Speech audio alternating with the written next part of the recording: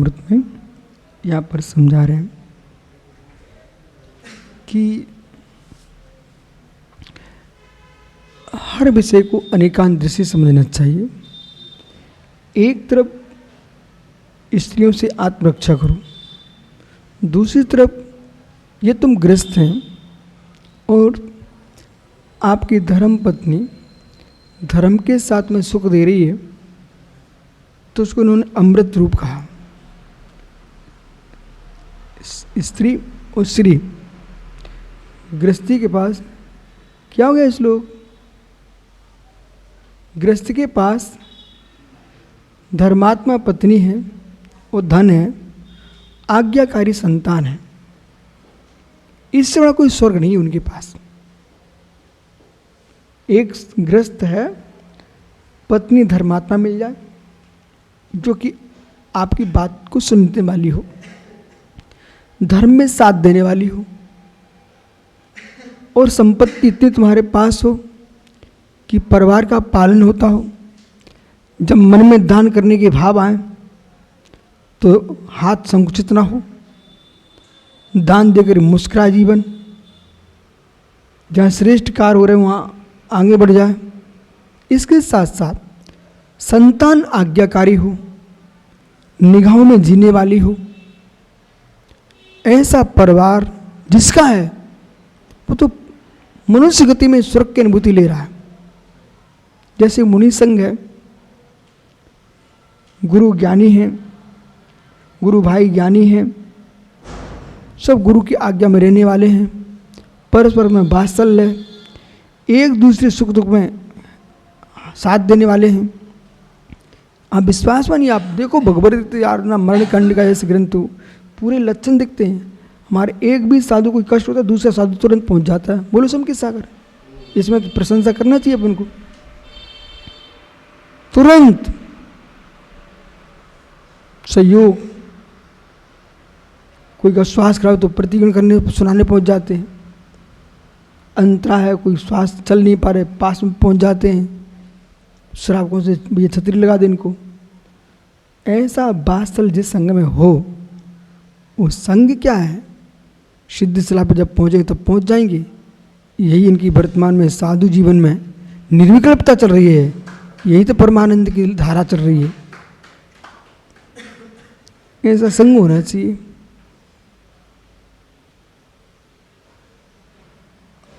अब वो क्या यार, एक दूसरी टांग खींच रहे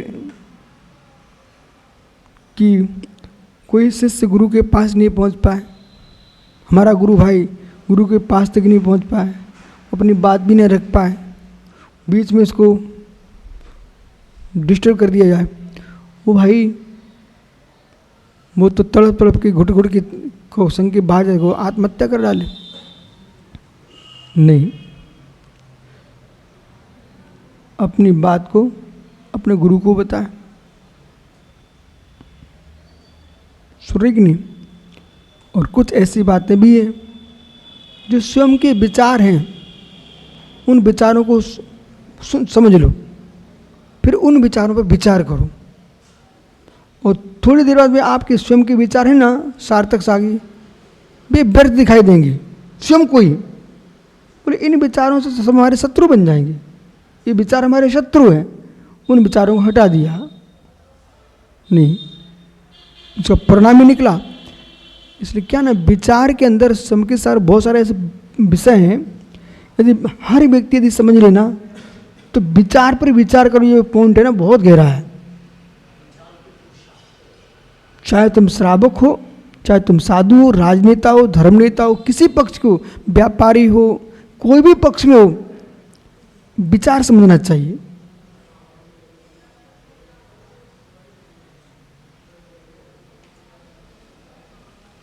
जो अशुभ विचार चल रहे थे, थोड़ा समय दे दो, जैसे शुभ आएंगे फिर तुम सोचोगे यदि मैं उन विचारों से चल लेता तो आज मेरी छवि क्या होती।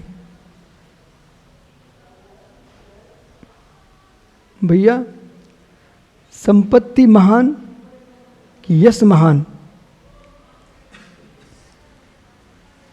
संपत्ति महान कि यश महान? संपत्ति महान नहीं है, यश महान है। यश नाश करके संपत्ति नहीं कमाना, यश नाश करके संपत्ति नहीं कमाना, संपत्ति नाश करके यश कमाना। ये दान देना बोला क्या है? संपत्ति दे करके यश कमाता व्यक्ति, समझे ना? यश को सुरक्षित रखना चाहिए। और यश कब सुरक्षित रहेगा? जब तुम्हारा चारित्र सुरक्षित रहेगा। और चारित्र यश दोनों सुरक्षित रहेंगे ना तो पुण्याश्रम होगा, संकलेशता नहीं बनेगी। संपत्ति को आना पड़ेगा, संपत्ति को आना पड़ेगा। इसलिए बहुत अच्छी बात कह रहे हैं यहां पर, कस्ताशम कार्य विलोक अधिकार।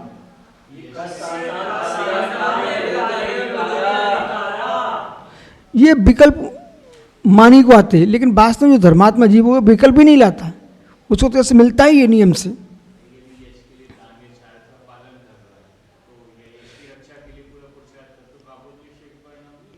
हाँ सुनो, यश के निमित्त से भी करे ना, आपकी बात हम समझ रहे हैं। रणांगण में मरने की इच्छा रखता है यश के पीछे, वो कापुरुष से में जा रहा, चारित्र की रक्षा कर रहा है यश के पीछे। एक समय चार यश दिखेगा, बस संयम की रक्षा हो जाएगी, यश के परिणाम हट जाएंगे और चारित्र पल जाएगा। गौरव होना चाहिए सबके साथ। बहुत अच्छा प्रश्न है बेटा, गौरव होना चाहिए जीव को। जिसको अपना गौरव नहीं है ना, वो चार से पतित हो जाएगा। जिसको आपकी भाषा बोलूं निर्लज्ज, शर्म ही नहीं आ रही। जिनका यश होगा उन्हें शर्म आएगी, उनको शर्म आएगी। भाषा भी बोलेंगे तो विवेक से बोलेंगे, यहाँ मुझे बोलना कि नहीं बोलना है, विवेक रखेंगे। भाई गृहस्थ होने जा रहे हो, अब संभल के जीना पड़ेगा। एक मुनि बन के जीना। सुब्रत सागर 3 दिन हम कोमा में चले गए। अब कोमा में चले गए तो आचार्य श्री बोले क्या हो गया? मतलब जब आचार्य पद हुआ ना औरंगाबाद में, तो आचार्य श्री ने अपने कमरे में ही मुझे लिटा लिया। गर्मी का मौसम था, उपवास था उस दिन, अपने कमरे में ही लिटा लिया, यहाँ लेट जाओ। अब लिटा तो लिया, याद है तुम्हें? लिटा तो लिया, पर नींद थोड़ी आ रही थी, बिल्कुल बेहोश हो रहे थे हम तो। बोले कैसे? सोच चल रहे थे। अब बोले अब मुझे मैं संग से दूर हो गया। बोले कैसा दूर हो गया? बोले अभी तक तो कोई बात होती गुरु जी के पास बोल दो, अब ये भार सौंप दिया। अब जो हमारे दीक्षित होंगे ना, उनके सारे निर्णय मेरे ऊपर होंगे, वो सारा निर्णय मुझे ही करना पड़ेगा। अब ये नहीं कैसे गुरु जी ने संभालो, ये गड़बड़ कर रहे हैं आप इनके पास रख लो, ये भी नहीं बोल सकते। फिर हमने अपने आप को संभाला, गुरु जी समझ गए, संभाला।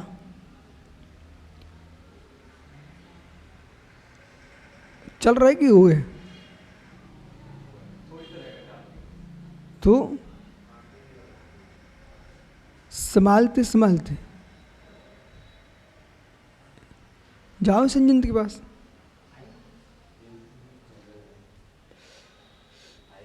चलो, तो जीवन में ओ भाई भार आते ही माता पिता के पास तुम दूसरे तरीके जीते थे, अब तुम्हारा जीवन बदल जाएगा। शादी होते ही उसी दिन से युवा का जीवन बदल जाता है। जैसे दीक्षा होने पर जीवन बदल जाता है, ऐसे शादी एक दीक्षा है, जीवन बदल गया। तुम कहीं भी घूमते रहते थे, घूमना बंद हो गया तुम्हारा। कास्ताम कार्य कार्यम अनधिकारा। अब क्या वो जो स्त्री है, पत्नी है, जिसे तुमने सुख शांति को प्राप्त किया है, अमृत माना था, अब तुम उसमें कर्तव्य कर देखने से क्या प्रयोजन? वो भाई इधर देखो ना, प्रतिमा की प्रतिष्ठा के पहले सबको देखना चाहिए। किंचित भी दोष नहीं होना चाहिए। प्रतिष्ठित हो चुकी ना, अब तुम्हें उसमें कुछ दोष मत निकालिए, भगवान मान के पूजिए। तुम्हारी शादी नहीं हुई थी ना, तब तुम्हें सोचना था कि पत्नी जो लड़की कैसी है कैसी नहीं है। अब शादी हो गई ना, वो लड़की नहीं कहलाएगी, तुम्हारी पत्नी है। और तुम अपनी पत्नी की बात भूल के मित्र से बता रहे हो, तुमने अपने घर का नाश कर लिया। समझ रहे कि नहीं? पहले देखना चाहिए था, अब परमात्मा बन चुके हैं, अब आराधना करो। ऐसे ही जो दोष मिट सकते हैं उनको आप प्रतिष्ठाचार के स्वयं वैसा विचार कर लो, लेकिन अब प्रतिमा को हटाया नहीं जाता है, सुधार करवा लो। ऐसे ही तुरंत ही बच्चे तलाक तलाक, ये कौन सा तमाशा है? अपना जीवन बर्बाद कर रहे हो, उसका दूसरे जीवन बर्बाद कर रहे हो। ऐसी युक्ति का ज्ञान होना चाहिए है कि आप दोष मत देखो। अब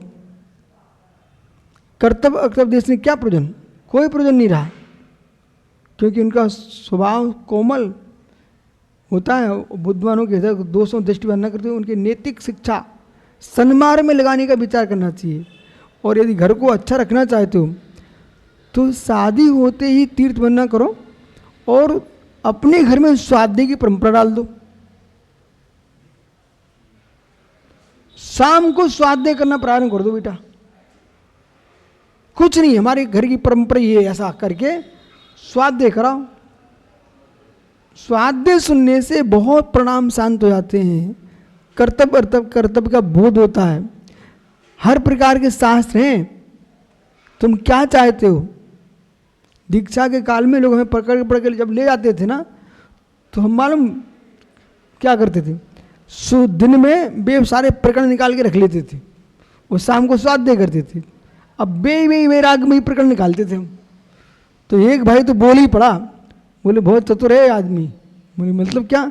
बोले देखो स्वाद में बे प्रकरण निकाल के रखें। तो ऐसे नीति शास्त्र है। अब सोमदेव सूरी ने क्या नहीं लिखा, क्या छोड़ा? कुछ भी नहीं छोड़ा। बे प्रकरण निकाल के आप बात करो जो तुम्हें आवश्यकता है। समझाओ कम, स्वाध्याय करो, समझ में आ जाएगा।